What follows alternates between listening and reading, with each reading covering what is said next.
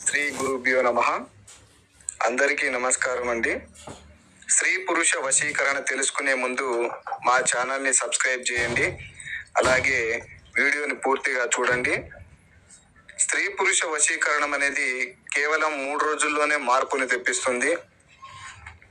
ఇరువురి ఫోటోలు పేర్ల ద్వారాగా వశీకరణ పూజ చేయడం ద్వారాగా ఈ స్త్రీ పురుష వశీకరణం అనేది జరుగుతుంది.